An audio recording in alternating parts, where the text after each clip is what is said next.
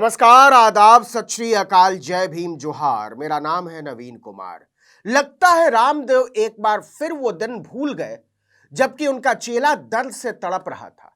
बाप बाप चिल्ला रहा था। उसने बचने की उम्मीद छोड़ दी थी। हालत इतनी गंभीर थी कि आटा सत्तू तेल के थोक एवं खुदरा विक्रेता रामदेव ने अपने हाथ खड़े कर दिए थे। तब वो अपने चेले को पतंजलि ले जाने की बजाय एम्स लेकर भागे थे। वो डॉक्टरों के आगे हाथ पैर जोड़ रहे थे, उनके आगे गिड़गिड़ा रहे थे, अपने चेले की जान बचा लेने की भीख मांग रहे थे। डॉक्टरों ने उसे बचाने में मेडिकल साइंस के सारे उपकरणों का इस्तेमाल कर डाला था और अथक मेहनत के बाद उसे बचा भी लिया था। उस चेले का नाम था बालकृष्ण। लेकिन आदत से मजबूर डॉक्टरों से रामदेव की बदतमीजियों की जीभ एक बार फिर से लपलपाने लगी है। अल्ल बल्ल सल्ल कुछ भी बके जा रहे हैं। WHO का नाम लेकर अपनी फर्जी बूटी बेचने के लिए सरेआम झूठ बोलने वाले रामदेव को एक बार फिर से एलोपैथ जुगाड़ लगने लगी है। कोई और देश होता तो इतनी बड़ी जालसाजी के जुर्म में जेल में पड़े होते, लेकिन यहां वो खुलेआम मेडिकल साइंस को गालियां देते फिर रहे हैं। आटा सत्तू तेल के थोक एवं खुदरा विक्रेता रामदेव एक बार फिर से मेडिकल साइंस पर जहर उगल रहे हैं। उनका कहना है एलोपैथी वाले जुगाड़ करते हैं। कितनी हंसी आती है रामदेव के ऐसे बचकाने बयानों पर। लेकिन ऐसे बचकाने बयान रामदेव पहले भी दे चुके हैं और बुरी तरह घिर चुके हैं।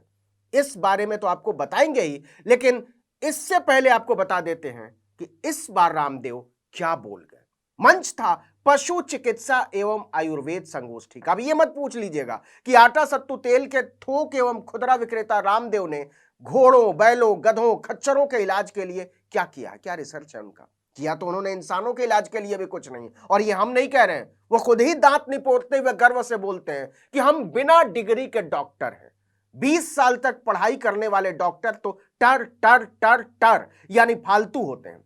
उन्होंने अंतर्राष्ट्रीय पशु चिकित्सा एवं आयुर्वेद संगोष्ठी के मंच पर एक बार फिर आयुर्वेद को एलोपैथी से बेहतर बताते हुए कहा कि एलोपैथी के दिन अब लगने वाले हैं।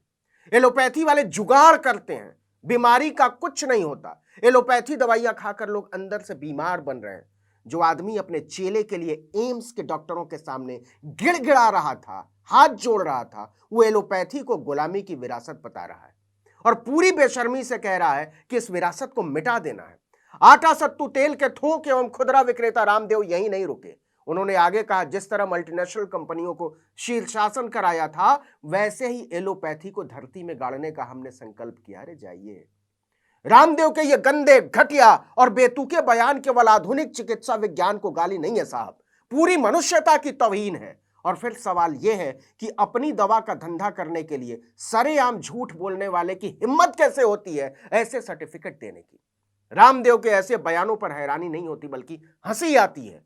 कोई इतना बेशर्म कैसे हो सकता है कि जिस एलोपैथी की वजह से उसके चेले और खुद उसकी जान बची हो, वो उसी एलोपैथी को जुगाड़ बता रहा है। जो आदमी कोरोना के इलाज के नाम पर झूठ बोलकर दवा बेचता है, वो दावा करता है कि आयुर्वेद और गौमूत्र से हमने ब्लड कैंसर, ब्रेस्ट कैंसर और दूसरे कैंसर के मरीजों को ठीक किया है। हेपेटाइटिस बी, यूरिन इन्फेक्शन और दूसरी बीमारी से ग्रस्त लोगों का आयुर्वेद से उपचार किया है। कोई जरा आटा सत्तू तेल के थोक एवं खुदरा विक्रेता से पूछे कि जब चेले बालकृष्ण की अचानक तबीयत बिगड़ गई थी तो उसे पतंजलि ले जाने की बजाय बगल में बने अस्पताल क्यों ले गए थे। अपने ज्ञान पर भरोसा नहीं था या अपने काम पर भरोसा नहीं था। और सुनिए, आटा सत्तू तेल के थोक एवं खुदरा विक्रेता के ज्ञान का सच हुजूर को तो यह भी नहीं पता था कि बालकृष्ण को दिल का दौरा पड़ा है। दरअसल यह मामला है 23 अगस्त 2019 का। जरा सुनिएगा। बालकृष्ण अचानक बेहोश हो गए। आनन फानन में उन्हें पतंजलि योगपीठ के नजदीक एक अस्पताल ले जाया गया। एलोपैथ वाले, समझ लीजिएगा, बालकृष्ण तड़प रहे थे, उनके मुंह से आवाज नहीं निकल रही थी।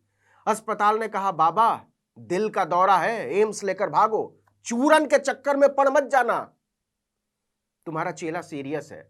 रामदेव के चेहरे पर हवाइयां उड़ने लगी, लेकिन वो एक बार भी नहीं बोलते कि हमारे आयुर्वेद के होते हुए, पतंजलि के होते हुए हमारे चेले का क्या हो सकता है, हम बचाएंगे।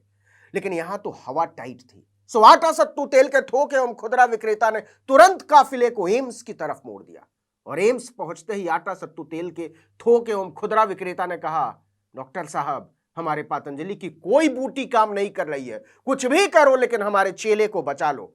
और एम्स के डॉक्टरों ने पूरी ताकत झोंक कर बालकृष्ण की जान बचाई। लेकिन यह शातिर आदमी पूरी बेशर्मी से उस दौर को भुला चुका है। यह तो हुई चेले की बात, जब एलोपैथी ने उनकी जान बचाई, यह भी सुन लीजिए। शायद रामदेव इस मामले को भूल गए हों, लेकिन रामदेव उस समय को कैसे भूल सकते हैं जब खुद अस्पताल पहुंच गए थे। वो भूल गए हैं तो चलिए हम याद दिला देते हैं। बात अन्ना आंदोलन के समय की है। रामदेव अनशन पर बैठे थे, अचानक उनकी तबीयत खराब होने लगी। तब भी उन्हें देहरादून के जॉली ग्रांट अस्पताल में भर्ती कराया गया था। उनका ब्लड प्रेशर बूटी से काबू से बाहर चला गया था। रामदेव का इलाज करने वाले डॉक्टरों ने मीडिया के सामने बताया था, एलोपैथ के डॉक्टरों ने, कि उनके कई पैरामीटर्स में गिरावट आ गई। उन्हें गहन निगरानी में रखा गया था। आटा सत्तू तेल के थोक एवं खुदरा विक्रेता ने एक बार भी नहीं कहा कि मुझे पतंजलि ले चलो। मजे से इलाज कराते रहे, क्योंकि अपनी जान पर बनाई थी। वही रामदेव अब बोल रहे हैं कि एलोपैथी वाले जुगाड़ करते हैं। हालांकि यह पहली बार नहीं है जब रामदेव ने एलोपैथी को लेकर इस तरह का घटिया बयान दिया हो। जुलाई 2021 में गाजियाबाद के मोदी नगर के पास सीकरी कला में पतंजलि योग पीठ केंद्र के उद्घाटन के मौके पर इन्हीं रामदेव ने कहा था कि यह जिसे एविडेंस बेस्ड मेडिसिन कहते हैं, वो ड्रग माफियाओं ने तैयार किया है। सच्चाई यह है कि यह ड्रग इंडस्ट्री का सिलेबस है। इससे पहले रामदेव ने कहा था कि एलोपैथी दवाएं खाने से लाखों लोगों की जान चली गई। उन्होंने कोविड की वैक्सीन को लेकर भी वाहियात और गंदे बयान दिए थे। उन्होंने एलोपैथी को स्टूपिड और दिवालिया साइंस कहा था। आटा सत्तू तेल के थोक एवं खुदरा विक्रेता के बयानों से नाराज डॉक्टरों ने उनके खिलाफ मोर्चा खोल दिया था। सोशल मीडिया यूजर्स ने रामदेव की गिरफ्तारी की मांग करते हुए हजारों की संख्या में पोस्ट और ट्वीट किए थे।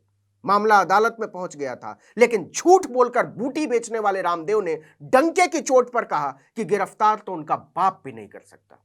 इस पर डॉक्टरों की सबसे बड़ी संस्था इंडियन मेडिकल एसोसिएशन ने एक्शन न लेने की सूरत में पूरे देश में इलाज ठप कर देने की चेतावनी दे डाली थी कि करा लो अपने बूटी बाबा से लोगों का इलाज, हम इसकी बकवास बर्दाश्त नहीं कर सकते। आखिर में आटा सत्तू तेल बाबा ने हाथ जोड़कर माफी मांगी थी। जैसे तैसे मामला खत्म हुआ था, लेकिन अब यह ढोंगी चेतावनी दे रहा है कि वो एलोपैथी का नामो निशान मिटा देगा। लेकिन रामदेव भूल गए कि एलोपैथी नहीं होती तो ऐसी घटिया गंदी बकवास करने के लिए आज रामदेव बचे ही नहीं होते। आप जानते होंगे, कुछ लोग इतने चिकने होते हैं कि शर्म उनके बदन से फिसल जाया करती है। रामदेव तो चिकनाई की पूरी दुकान है, शोरूम है। इस वीडियो में इतना ही, लेकिन अगर आपने आर्टिकल 19 इंडिया को अब तक सब्सक्राइब नहीं किया तो फौरन कर लीजिए। बेल आइकॉन दबाइए, घंटी जैसी आकृति लाइक कीजिए और कमेंट करके बताइए हमारा वीडियो आपको कैसा लगा। यूट्यूब पर देख रहे हैं तो हमारे चैनल को सब्सक्राइब कीजिए, फेसबुक पर देख रहे हैं तो हमारे पेज को लाइक कीजिए, इंस्टाग्राम पर हमें फॉलो कीजिए और हमारा ट्विटर हैंडल है article19_India और मेरा ट्विटर हैंडल है नवीन जर्नलिस्ट। आप मुझे भी फॉलो कर सकते हैं। जहां कहीं भी हमारे वीडियो को देख रहे हो, लाइक जरूर कीजिए, कमेंट जरूर कीजिए। नमस्कार।